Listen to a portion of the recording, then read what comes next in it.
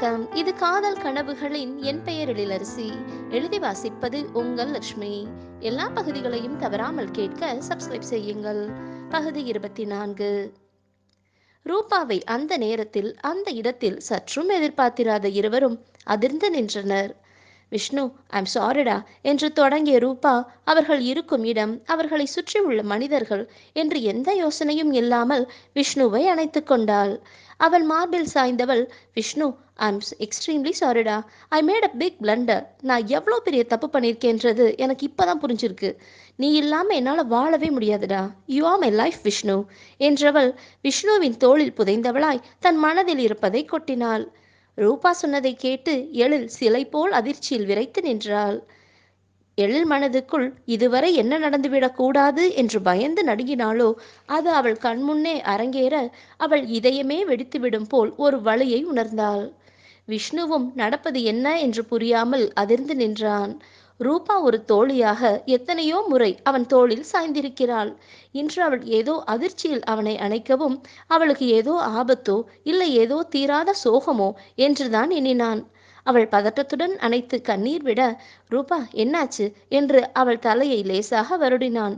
ஆனால் அடுத்து அவள் சொன்ன சொற்கள் அவன் செவி வழியாக பயணித்து அவன் மூளையை தாமதமாக எட்ட, இவள் என்ன உளறுகிறாள் என்று வியந்தபோது எழில் கண்களில் கோர்த்த நீருடன் அவனை வேதனையுடன் பார்க்க அந்த பார்வை விஷ்ணுவை உயிரோடு கொன்றது. விஷ்ணு நிலைமையை புரிந்து கொள்ளும் முன் எழில் அந்த இடத்தை விட்டு ஓடிச் சென்றாள். விஷ்ணு தன்னிலை புரிந்தவனாய், ஏ லூசு தள்ளுடி, உனக்கு எதுல விளையாடுறதுன்னு அளவில்லையா? பாரு, ஒன்னால அவ இப்ப கோச்சிட்டு போறா என்றவன் அவளை திரும்பியும் பாராமல் எழிலை நோக்கி ஓட, விஷ்ணு நில்லு, நானும் வரேன் என்றாள் ரூபா. போடி, நீ பண்ண குழப்பம் போதாதா, பேசாம எங்கேயாவது காணாம போயிடு என்று விஷ்ணு எழிலை நாடி ஓடினான்.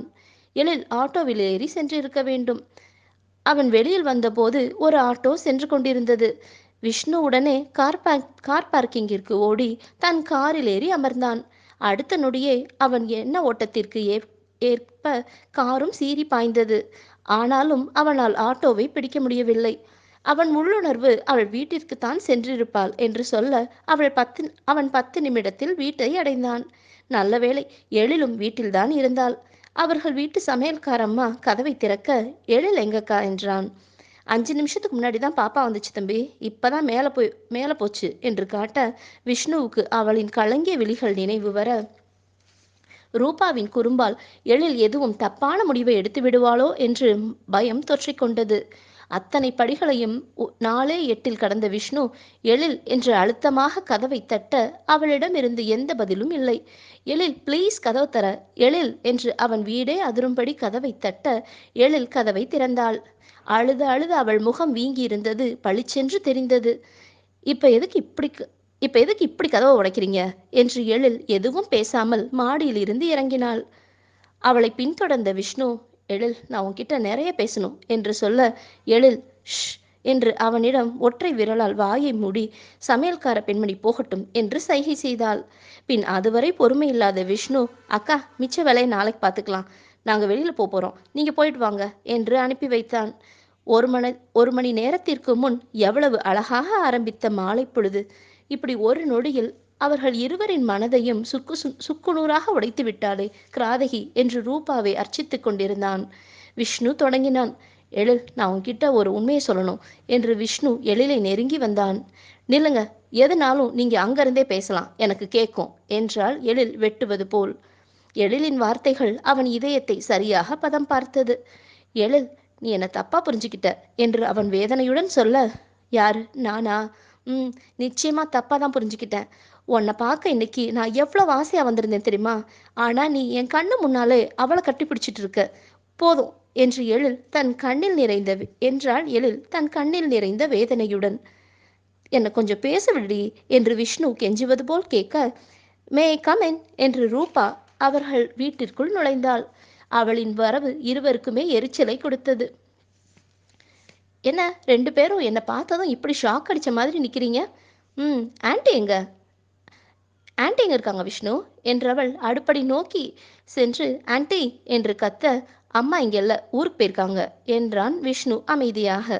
ஓ அப்படியா, அதுவும் இப்போ நல்லதுக்கு தான்.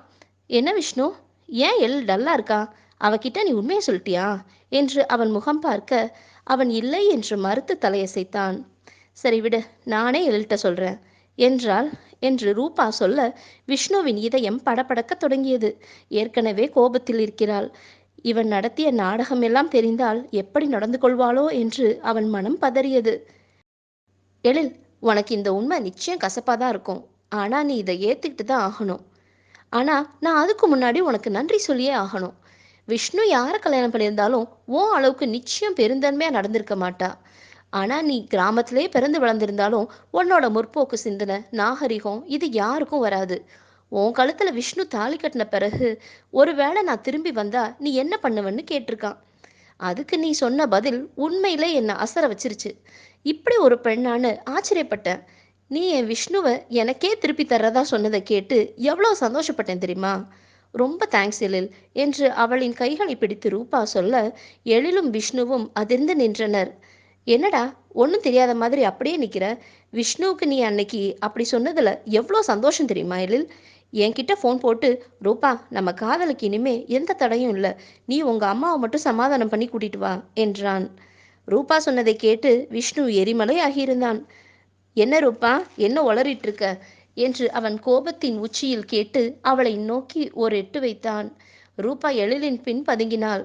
விஷ்ணு விஷ்ணு எழில் பாவம், அவளை நாம இனியும் ஏமாத்துறது ரொம்ப தப்பு என்று சொல்ல, நிறுத்தடி என்று விஷ்ணு கத்த, அங்கேயே நில்லுங்க, உங்களுக்கே இவ்வளோ கோவம் வருது, அப்ப நிச்சயம் உங்ககிட்ட ஏதோ தப்பு இருக்கு.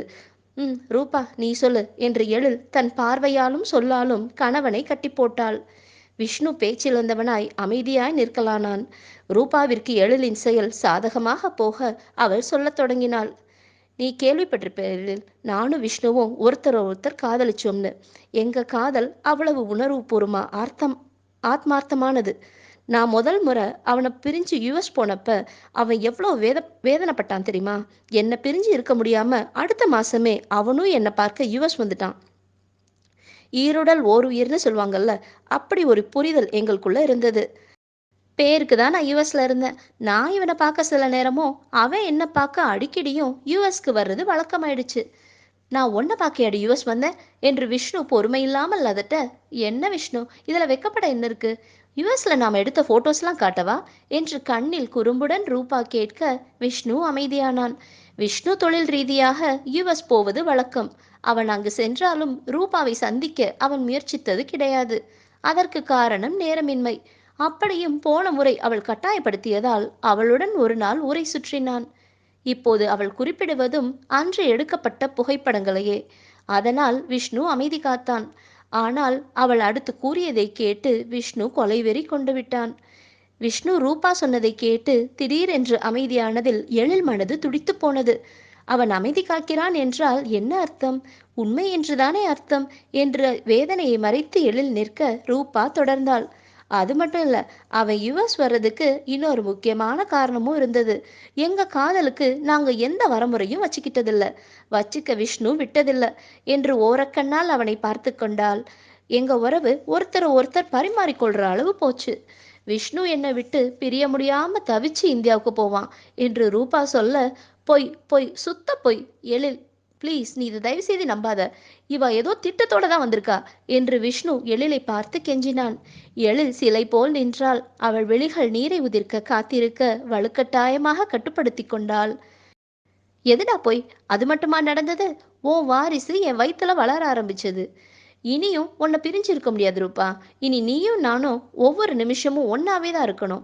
நான் இப்பவே எங்க அம்மாட்ட சம்மதம் வாங்கி நம்ம கல்யாண வேலையை தொடங்குறேன்னு சொல்லி அவசரமா ஒரே மாசத்துல கல்யாண ஏற்பாடெல்லாம் பண்ணல. எதுக்காக?